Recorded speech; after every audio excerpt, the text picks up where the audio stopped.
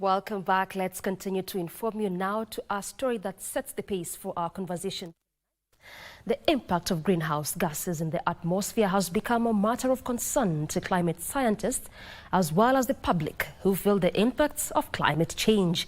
A researcher, Dr. Daniel Wanjuki, has developed biological solutions that can help deal with methane gas at the source. As Opicho Chimtai reports, using a bacteria known as EcoTreat waste digester that breaks down methane to ethanol once ingested by the animals through the feeds holds the answer to a complex situation that planet Earth finds itself in. The bacteria converts waste effluent to water and garbage to compost while eliminating methane gas. A fully developed cow can emit up to 500 liters of methane each day, which accounts for approximately 3.7%. Watch. Climate change and its impacts continue to confound many scientists. The continuing emissions of greenhouse gases into the atmosphere is complicating an already worse situation that has seen global temperature rise and changing weather patterns.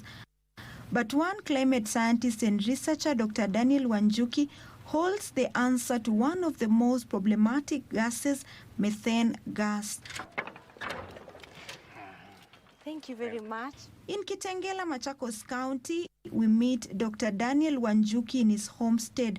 Next to the gate is a truck that has been converted to a breeding ground for the useful bacteria. Okay. First, he takes us through the process of identifying and isolating the bacteria culture. The first thing I have to do is to identify a pristine environment where bacteria has not had a lot of impact from chemicals and other agricultural activities. I normally pick this sample and put it inside here, where boiling water at the bottom there will regenerate steam. I'm going to now isolate the bacteria I want, the single bacteria culture I'm looking for. That could be one that is able to withstand temperatures above 60 degrees, that can break down sugars, that can break down proteins, and that can break down fats. I'm able to multiply it now to commercialize it. He then takes us through the stages of developing the EcoTreat waste digester. They feed it with different nutrients. We give it a certain, we call it a media, or nutrient media, where it is able to grow. That's what we put in these containers. And the bacteria, since it is getting all the food types it requires, it is able to multiply. The last phase is harvesting and drying the bacteria, which he says depends on consumer preference. It multiplies to very big numbers. It forms a crust on top. The crust you are seeing, the creamy part you are seeing on top, is what helps us now get the solid. Because this is pure bacteria cultures. You pick them, you dry them using specialized temperature controlled units, and that is the dryers. That is how you get the powder now. As Dr. Wanjuki explains, the bacteria culture has also proven efficiency in eliminating methane gas from animal waste, sewer water, effluent, and solid waste, which are key emitters of the gas. It can be incorporated into animal feeds, and when it's done, it actually helps break down the waste in the stomach of a cow or a goat, and it converts all the feed into usable material instead of forming methane gas. So if we introduce this product into a pit latrine in a school, they will never dig another pit latrine, because this breaks down the waste completely into just those water, nitrogen, and carbon dioxide. One of those who have used the bacteria successfully are in the hotel industry in Isinya, Kajiado County, where Margaret Wanja, a resort manager, narrates how they are maximizing the benefits of the EcoTreat waste digester in managing effluent and solid waste. With the treatment, the water, the final product of all the water that we use in the kitchen, in the accommodation, So all this water goes through the treatment process, and the end product is as good as the initial water.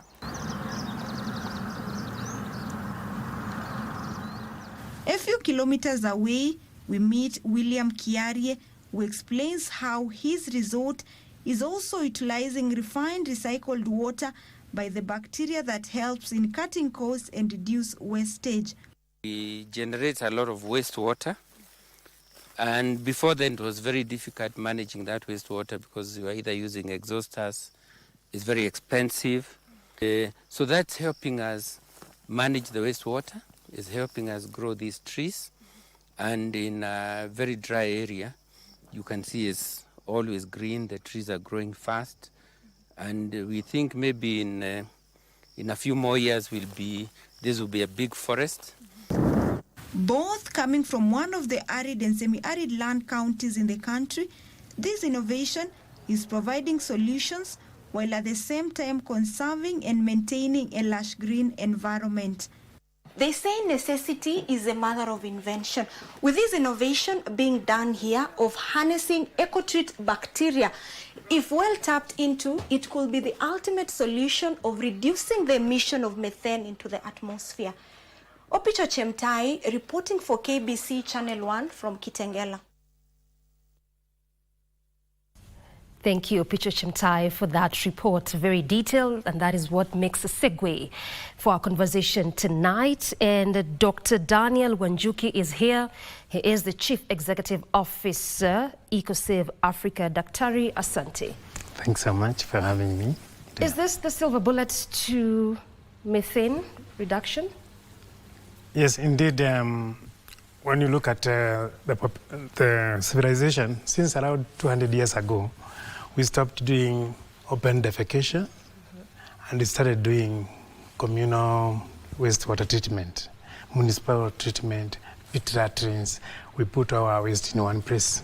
And when that happens, the breakdown of waste has the resultant effect of emitting methane gas. I'm saying it before then, about 200 years ago, we didn't have methane gas from human activity. Okay.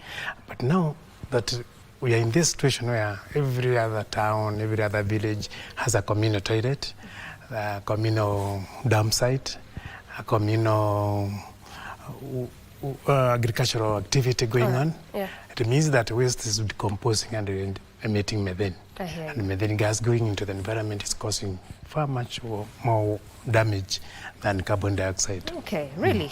So now with this increased human activities as a researcher, do we have other promising inventions, biological solutions to methane regulation?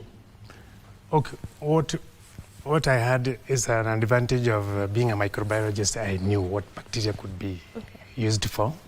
And so this particular one has been identified to be the most effective in avoiding methane gas, at the same time being friendly to humans and plants and everything around.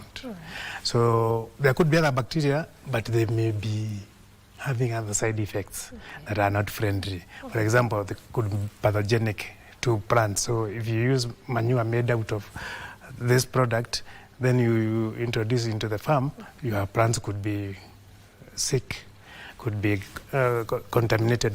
But this particular bacteria, the one we are working with in EcoTreat, does not have a pathogenic effect. In humans, it just passes through the stomach with no harm. In animals, it actually converts the waste into ethanol, and ethanol is actually a food, it's a nutrient. Ethanol is the same thing that is in beer or alcohol or whiskey. So it is not dangerous. That part on its own ensures that we are having a byproduct that can actually be used by the animals. Okay, Yeah. I hear you. So then talk to me about the role that natural ecosystem plays. You know, when you talk about the interconnected community of plants, animals, environment at large, what does this do in terms of regulating methane emission? Now that we're talking about friendly ways of doing this. Yeah, in nature, there are several bacteria that are used for decomposing. For example, a dog gets knocked on the side road and on the it's there for a number of weeks, then it disappears. Somehow, there are microorganisms that do that. But there are microorganisms that come in with a bigger impact in that they will eliminate the odor, so that decomposing dog will not smell. It's going to reduce that to water and the nutrients, and the next time it rains, that place where the dog was, we are going to have very lush grass. The vegetation around there will grow because the nutrients have been released. That is what informed us in harnessing bacteria, natural bacteria that can actually be used for controlling waste management, for controlling methane generation, and also for even increasing your food output. When, for example, a cow feeds on about 40 kilograms of food, hay or whatever, about 26% of that is normally lost through methane gas. And when it belches, and a cow belches, and so that is lost, it cannot be available to the cow. But now when we use our product, EcoTreat, it is actually able to convert that percentage, about 26 to 40, into ethanol, and the ethanol is actually absorbed by the animal. So it's going to increase the feed, the value of the feed, and also eliminate the methane gas. So clearly the natural ecosystem plays a significant role into this. All right, what government policies or incentives can be used to enhance such biological solutions? Because given human activities are increasing. The government at the moment could try to harness this technology by actually using it for cleaning up of rivers. Like, our rivers actually smell. When you pass through some of the areas where our Nairobi River passes through, the river actually smells and actually generates methane gas. Okay. Because the decomposition happening in that river is actually anaerobic, it's releasing volumes of gas.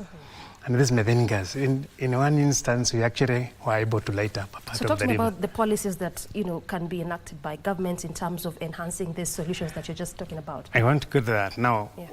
When the government is confronted with this information, what the government should do is to ensure that we manage our waste in a better way, that eliminates that phase where we dump waste at Ruai or Dadora, and instead we do recycling. We promote wastewater recycling. We promote composting of garbage from the market, such that it doesn't go to the dump site.